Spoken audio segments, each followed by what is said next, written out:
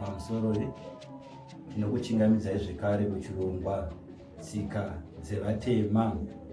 Muchirongwa chanhasi tiri kuda kutarisa nhaurwa yemafuko. Tiri kuda kutarisa kuti mafuko akabva nekupi, mafuko akafamba sei kubva makare kare kumadzitateguru edu kusvika nhasi uno. Tine dambudziko ratava naro mazuvano kana takutaura nhaurwa yechivanhu. Tine dzimwe dzidziso dzatakuwana mazuvano dzatisingachazivi kuti dzidziso idzi ndedzepasichigare here kana kuti munhu akungomuka akutaura zvaanenge achifunga oti ndicho chivanhu kana kuti ndizvo zvaitwa pasichigare. Dambudziko ratingava naro guru nderekufunga kuti hatina zvinyorwa zvinotsigira maitirwo aitwa zvinhu pasichigare. Tine varungu vakapinda muZimbabwe nguva yevapambepfumi isati yasvika, vakagarawo mukati menyika ino, vakagarawo nemadzitateguru nemadzibaba edu, vachiona zvaiitwa nemadzibaba edu, vakanyora zvavaiona. Kana takatarisana nenguva iyi, pane murume watinotaura pamusoro pezvake zvakanyanya, murume anodaidzwa iye kunzi Karl Marx. Murume uyu akanga ari muGermany, kana akabva kunyika yeGermany ndobva asvika kunyika yeSouth Africa ndokuzoshanyawo achipinda munyika yata kuti Zimbabwe.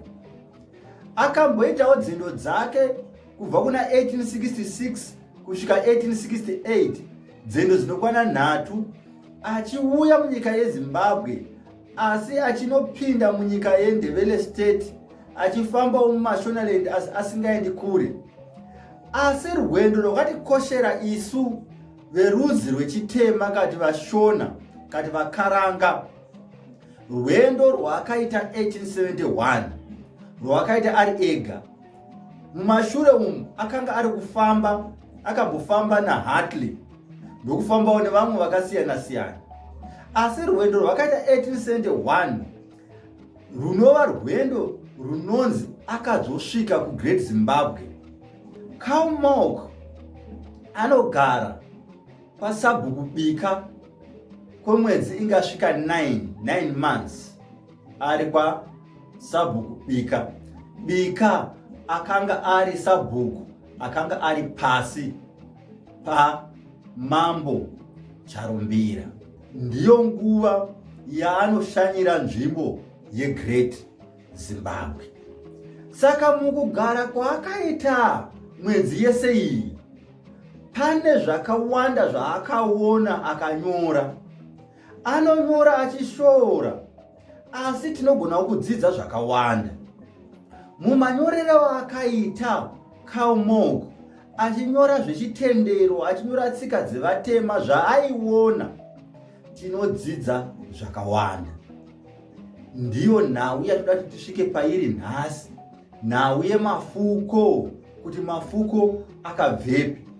Tichatsanangura nhau yemafuko tichitarisa zvekare zvinyorwa zvaKarl Marx kuti zvinotsigira here pfungwa dzatinadzo nedzidziso dzatakawana dzekuti mafuko kana kuti micheka yevadzimu yakabva kupi. Ndizvo zvatinoda kuti tisvike pazviri nhasi uno. Nhaurwa yemafuko zvichitsigirwa nehumboo hwakanyorwa naKarl Marx 1871 to 1872 ari munzvimbo yeGreat Zimbabwe, ari pasabhuku bika pasi paChief Charumbira. Panguva iyi Great Zimbabwe yanga iri pasi pamambo Mugabe, zvekuti waiti kana uchida kuenda kunoona Zimbabwe waitanga watsvaga mvumo kubva kuna mambo Mugabe. Inzwi rakuti Zimbabwe inzwi rinonesa zvekare, asi ticharitarisa muzvirongwa zvinotevera, nekuti kune vamwe vanofunga kuti kana tikati Zimbabwe tiri kureva kuti dzimba Zimbabwe, asi tichatsvaga futi humboo toda kuti inzwi rakumboti Zimbabwe rinoreva chii? Nhaurwa yanhasi haisi paZimbabwe, iri pamafuko. Nhaurwa yemafuko inobva makare kare tisati tava nemicheka. Micheka isati yavapo, mudzimu waiti kana ukabuda waifukidzwa matewe emhuka. Cow milk anonyora achiti animal skin. Kana tichiti animal skin, tinenge tichinosiyanisa nepaanenge achinyora achiti a cow hide. Tiri kutaura nezvemhuka dzatinovhima. Saka cow milk achinyora anoti mudzimu pawainobuda wainofukidzwa matewe emhuka, animal skin. Asi mukufamba kwenguva tichizosvika zvekare paupambe pfumi, ndiyo nguva yatinoona zvekare micheka ichiwanda. Hazvirevi kuti micheka yakanga isiko makare kare. Tikatarisa nhoroondo yeMutapa state, nyika yeMutapa, tinoona kuti vanhu vaikwanisa kugadzira micheka vachishandisa donje raimera mumatondo. Saka tiri kuti micheka yakagara iriko asi yakanga isina kuwana. Uye zvaishandiswa kugadzira micheka iyi, donje raiwanikwa mudondo, paibuda micheka yakanga isina kunyatsonaka semicheka yakazouya nevanhu vechiArabhu nemaswahili nemaPortuguese nemaBritish. Saka tinoona kuti upambe pfumi husati hwavapo, kwakauya vanhu vechiswahili nemaPortuguese vachiuya nemicheka, vachiuya nemicheka iyi vachizotengeserana nemadzitateguru edu, vachipiwa goridhe, vachipiwa zvekare matewe emhuka, vachipiwa zvakasiyana siyana zvakanga zviri kuwanikwa munyika ino yeZimbabwe. Madzitateguru edu nemadzibaba edu achipiwawo micheka. Asi havasi vese vaikwanisa kuwana micheka. Havasi vese vaikwanisa kuita pfuma yokuti vaende kuMozambique vanotenga micheka. Nekuti vanhu vechiswahili vakatanga vari kuMozambique vasati vapinda mukati kati menyika yeZimbabwe. Saka vanhu vaitofamba vachienda kuMozambique, vachienda negoridhe, vachienda nenyanga dzenzou nenyanga dzezvipembere vachinotsvaga micheka. Asi tati havasi vanhu vese vaikwanisa zvinhu izvi, nokuti rwendo urwu rwakanga rwuri rwendo rwaive netsaona mukati. Waigona kuurawa uchiurayirwa zvaunenge unazvo izvozvo. Zvaiwanikwa. Mbavha hadzina kutanga nhasi, nemakare kare kwaingovewo nembavha. Saka havasi vanhu vese vaiwana micheka. Ndipo patiri kuti micheka isati yawanda, munhu aiti akabudirwa nemudzimu, semanyorere atinozoona achiita cow milk muna 1871, mugarwi iyeye aifukidzwa dewe remhuka. Saka chakanga chiri chivanhu chakanga chiriko kuti kana munhu abudirwa nemudzimu aifukidzwa dewe remhuka. Mudzimu waigona kubuda uchitaura kuti unoda dewe rakaita sei. Mudzimu waigona kubuda uchitaura kuti unoda mucheka wakaita sei, nekufamba kwakazoita nguva micheka yavapo. Mudzimu waikwanisa zvekare kurotesa munhu mhuka neruvara rwemhuka iyoyo.